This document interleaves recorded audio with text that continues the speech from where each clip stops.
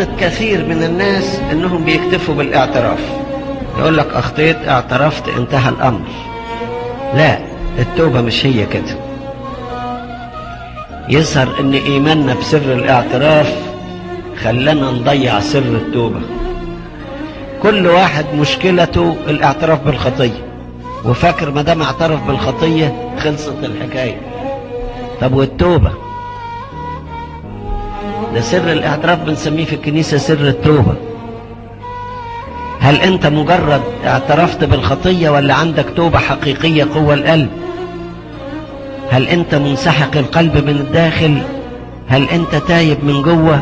هل انت ندمان؟ هل انت حزين على نفسك؟ هل انت حزين انك انت اغضبت الله؟ هل انت حزين انك احزنت الله؟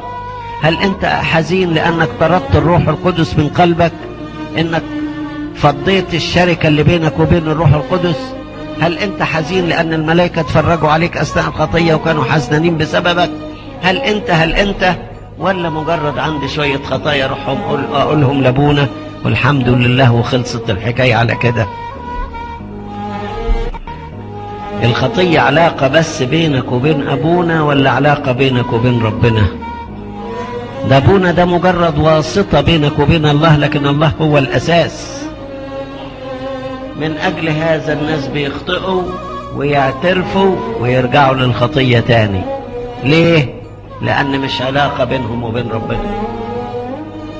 ما بيقولش لربنا لك وحدك اخطأت، ما بيدينش نفسه امام الله، ما بيوقفش مذلول امام ربنا وبيقول له اغسلني من خطاياي وطهرني من خطاياي، انضح علي بزوفاك فاطهر واغسلني فابيض اكثر من الثلج. علشان حاجة تتغسل وتبيض اكثر من الثلج لازم تتغسل وتتعصر عصرة شديدة، وبعد ما تتعصر تتحط تاني في المية وتتعصر وتتحط تاني وتتعصر. فهل انت مستعد ان ربنا يمسكك المسكة دي ويغسلك ويعصرك كم عصرة، ولا تقول له تعبان يا رب وكل ما يجي يعصرك تقول له خفف ايدك شوية انا تعبت؟ لا يا حبيبي، داود بيقول له اغسلني كثيرا واعصر زي ما انت عايز وطلع الوساخة اللي فيا وطهرني لغاية لما ابيض اكثر من الثلج. تأكدوا ان الغسيل اللي بيض اكثر من الثلج لازم اخذ مدة كبيرة في الغسل ومدة كبيرة في العصر. تنضح علي بزوفاك فأطهر وتغسلني فأبيض أكثر من الثلج. دي كررها كذا مرة، كرر كذا مرة تغسلني، ومش كل تكرار بيعتبر تكرار باطل. احنا بنقول ارحمني يا الله وكريا ليسون وبنكررها كتير وما يعتبرش تكرار باطل. في لجاجة في الصلاة، في لجاجة في الصلاة، لأن لا يوجد إنسان بلا خطية.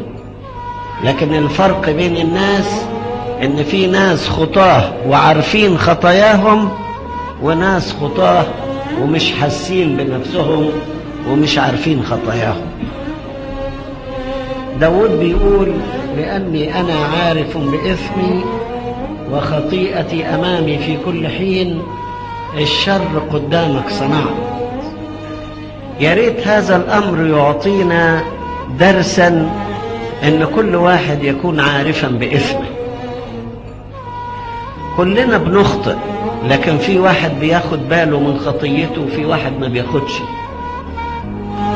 في واحد بيجلس ويذكر خطاياه ويذكر إحسانات الله إليه، وفي واحد تمر عليه الخطايا دون أن يجلس إلى نفسه ودون أن يعرف نفسه ودون أن يعرف خطاياه ودون أن يعترف بضعفاته ودون أن يعترف بخطاياه.